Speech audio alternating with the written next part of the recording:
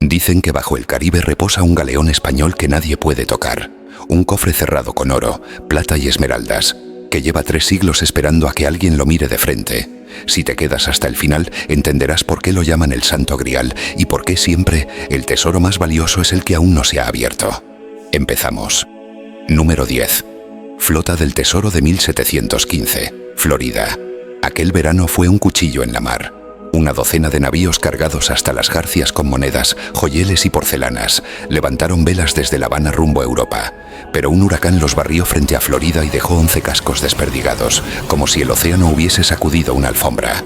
Desde entonces, cada temporada de mareas devuelve un guiño, una moneda con sal adherida, un anillo que alguien cosió al bolsillo de la esperanza, una cruz minúscula que debió de colgar del cuello de un marinero que no llegó a puerto. Lo extraordinario de esta flota es que su historia no terminó en el siglo XVIII, porque aunque los primeros grandes hallazgos llegaron en los 70, hoy siguen apareciendo piezas gracias a equipos con licencia que trabajan legalmente. Y como la ley de Florida permite compartir el botín bajo ciertas condiciones, el relato se renueva cada verano y le recuerda a todo el mundo que el mar nunca devuelve la cuenta completa de una sola vez. Número 9. Ría de Vigo, 1702.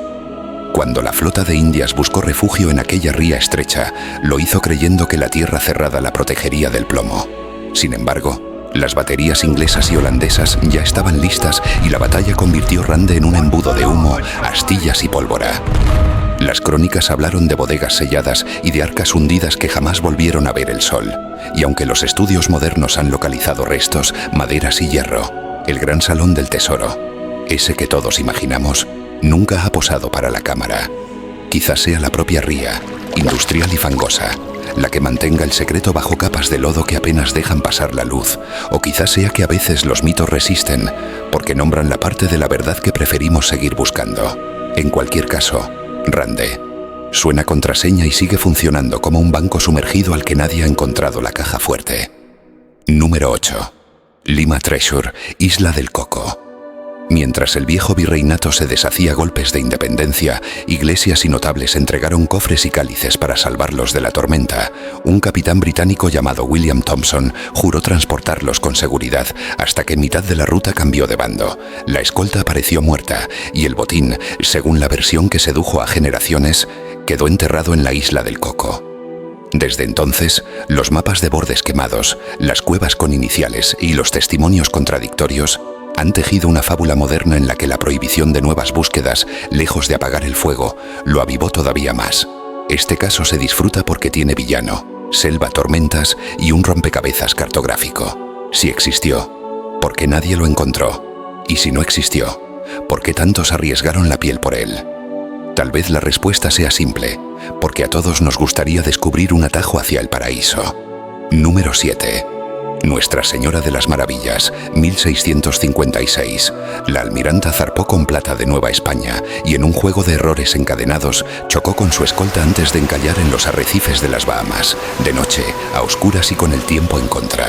350 años después, las nuevas campañas han devuelto a la superficie un tesoro que habla en voz baja. Joyeles trabajados como miniaturas, cruces con esmaltes, perlas y cadenas que más que riquezas anónimas parecen biografías solidificadas. Lo hermoso de las maravillas es que la corriente repartió piezas a lo largo de décadas, de modo que el pecio se comporta como un archivo que se va ordenando por capas. Y cada objeto, al salir, ilumina a una persona que lo tocó, lo llevó o lo rezó, de manera que el vídeo se convierte no solo en un catálogo de metal, sino en un pequeño museo de manos. Número 6. Neo de China, ruta Manila-Acapulco. Durante 2 siglos, la ruta del galeón unió Manila con Acapulco como si el Pacífico fuese una autopista de seda, porcelana y plata, y aunque muchas naves cruzaron con éxito aquel desierto de agua, otras se quedaron por el camino. El caso del Santo Cristo de Burgos, cuya huella aparece en la costa de Oregón a través de maderas orientales, cera de abejas y cerámica china que la marea dejó como cartas sin destinatario, demuestra que la historia de España también escribe capítulos al otro lado del mundo. Lo fascinante es cómo un fragmento de porcelana rescatado de una playa estadounidense puede conectarnos con talleres asiáticos, con comerciantes novohispanos y con marineros que sin saberlo llevaban el futuro en la bodega. Por eso, cuando preguntamos dónde quedaron esas cargas, la respuesta no es solo bajo las olas, sino también en los caminos que unieron 3 continentes. Número 5. Nuestra Señora de Atocha 1622.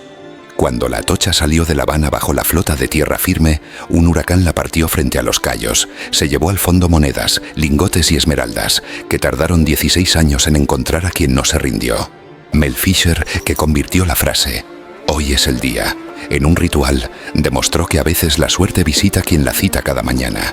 Y cuando por fin emergieron los lingotes marcados, los collares de esmeraldas y las piezas únicas, el mundo entero aprendió el nombre del pecio.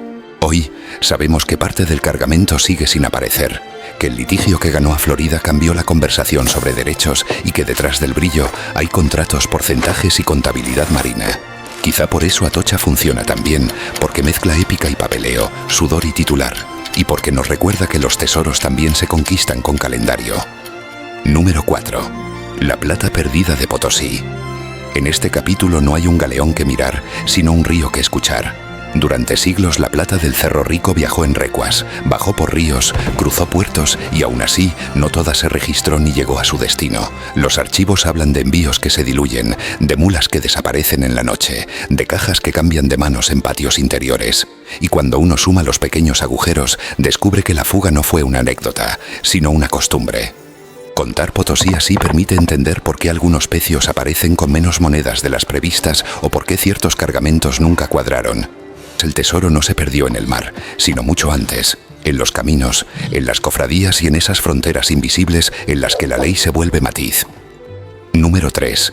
Tayopa, Tierras Altas de Sonora, Nueva España. Dicen que Tayopa no es una mina. Es un nombre que los jesuitas escondieron en papeles a medias, la X que alguien borró con el dedo. Unos juran haber visto su bocamina tapiada al amanecer, y al volver de noche, el hueco ya no estaba. Los archivos coloniales apuntan a un distrito metalífero que cambió de nombre, de manos o de mapa. Las tradiciones añaden mulas que se tragó un río y un capataz que vendió lingotes sin decir de dónde salieron. Así nació la obsesión. Generaciones comparando croquis, cruzando quebradas y alineando cerros hasta que por un segundo todo encaja y se deshace. ¿Existió Tayopa o solo fue un alias para cubrir una veta secreta? Número 2. Mercedes, 1804. El juicio del siglo. La fragata Nuestra Señora de las Mercedes explotó frente al Algarve tras un combate breve que cortó familias y destinos. Pero su historia no terminó allí, ya que 200 años más tarde una empresa privada rescató del fondo $500,000 de monedas y las llevó a Estados Unidos, lo que desató un litigio que ocupó titulares y terminó con una orden judicial de devolución a España.